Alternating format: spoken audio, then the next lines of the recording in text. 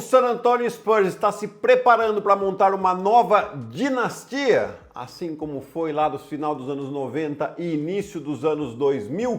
Bom, isso é um pouco que a gente vai explorar aqui com essa chegada, dos últimos 2 anos aqui do Wembanyama, mas com De'Aaron Fox e Dylan Harper também. Sejam bem-vindos ao Papo DR, essa é a análise do Guizão, uma playlist que tem lá falando de muitos times, situações táticas, a gente fala de Denver, de Boston, enfim, tem de Lakers principalmente, tem muita coisa nessa playlist, então vai lá e assiste todas elas, aproveita e se inscreve no canal se você ainda não é inscrito e aproveita para dar um hype nesse vídeo aqui. Lembrando também a gente tem o nosso podcast diário, que eu e a Gabriela a gente vem falando das atualidades do que está acontecendo na NBA, mas no mundo dos esportes em geral, daquele jeito descontraído que você sabe, em que a Gabriela tem razão e eu abaixo a cabeça para ela. Você sabe como é que é aqui, né? Mas aqui eu posso falar o que eu quiser, então eu quero falar muito desse San Antonio Spurs. Time que vem de um processo de reconstrução longo, depois dali da aposentadoria de Tony Parker, Tim Duncan, Ginobili, aquele time que fez realmente história e conquistou 5 títulos da NBA entre ali 98 e até 2014. Então nesse período aí eles tiveram realmente uma dinastia. E agora vem esse processo doloroso de reconstrução, mas que principalmente nos últimos 2 anos a gente está vendo essa evolução, está vendo que as coisas estão fazendo um pouco de sentido. É claro que a chegada do Wembanyama é um fator que muda todo o jogo aqui para o San Antonio Spurs. Na temporada 22-23, antes da chegada do Wembanyama, a equipe teve apenas 22 vitórias e 60 derrotas. Com a chegada do Wembanyama, ele continuou com as mesmas 22 vitórias e 60 derrotas, porém, foi aquele ano em que eles não estavam preocupados tanto com as vitórias, e sim em fazer com que o Wembanyama ele aprendesse a jogar na NBA, Lógico que ele já vinha com destaque, tem todo o hype merecido, e ele já jogou muito bem, Mas era muito bem dosado, principalmente em questão de tempo de quadra, jogos de back-to-back, Então um cuidado muito grande. Inclusive nessa primeira temporada com o Wembanyama jogou, eles tiveram 19 vitórias e 52 derrotas com o Wembanyama em quadra. Um aproveitamento de 26%, o que não mudou tanto com ele fora de quadra, que foram apenas 3 vitórias e 8 derrotas. Só que isso já começa a mudar na temporada seguinte, que foi a temporada passada, Eu já teve uma campanha muito melhor em questão de vitórias, Foram 13 vitórias a mais, aliás, 12 vitórias a mais, onde o time terminou com 34 vitórias e 48 derrotas. Numa temporada em que o Wembanyama acabou tendo um problema de embolia, e tirou ele de muitos jogos. Ele jogou apenas 46 jogos. Só que o aproveitamento já foi muito melhor. Foram 21 vitórias e 25 derrotas, Já subiu esse aproveitamento aí para 45%.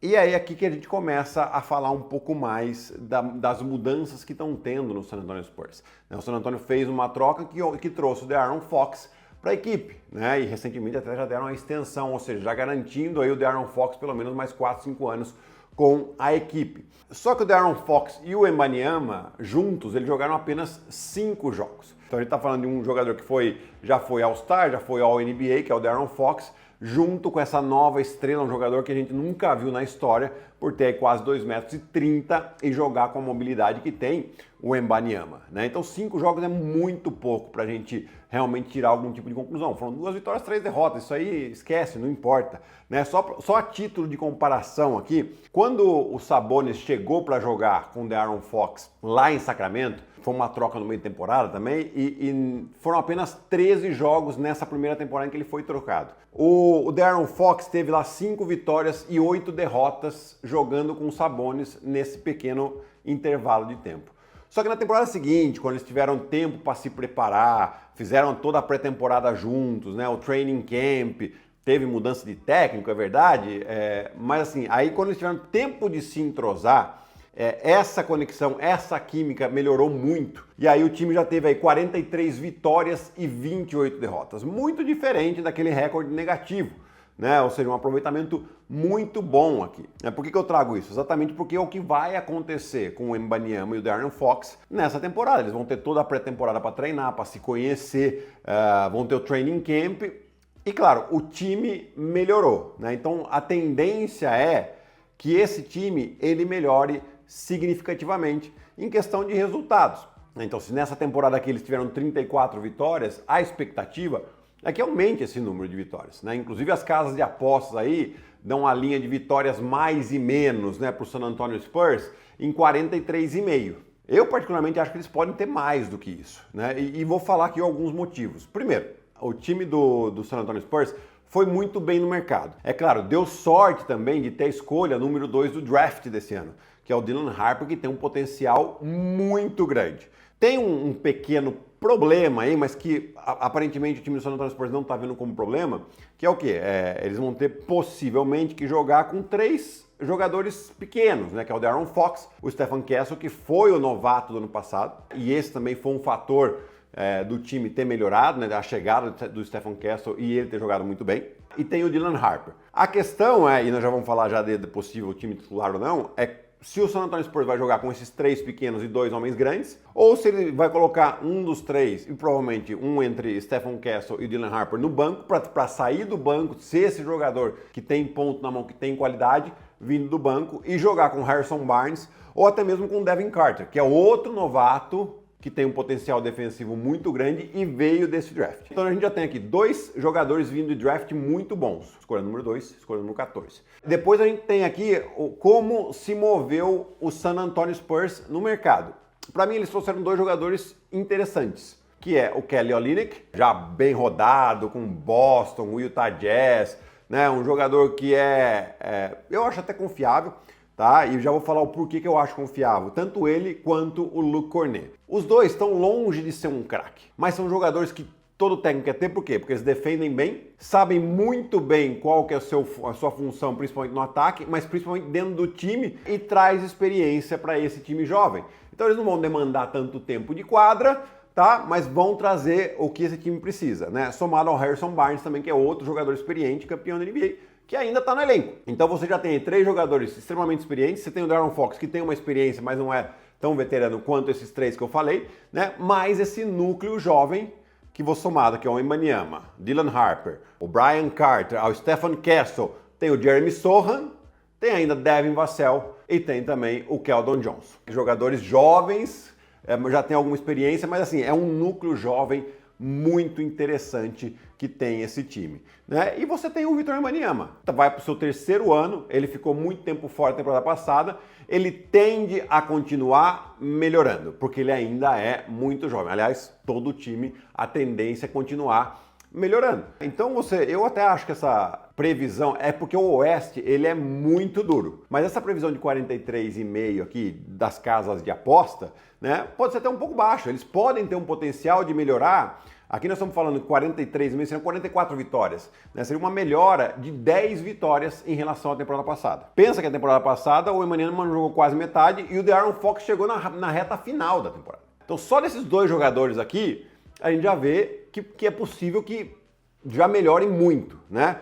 Mas as chegadas dos 2 novatos e os 2 jogadores vindo do mercado, cara, deu assim uma profundidade de elenco para esse time muito interessante.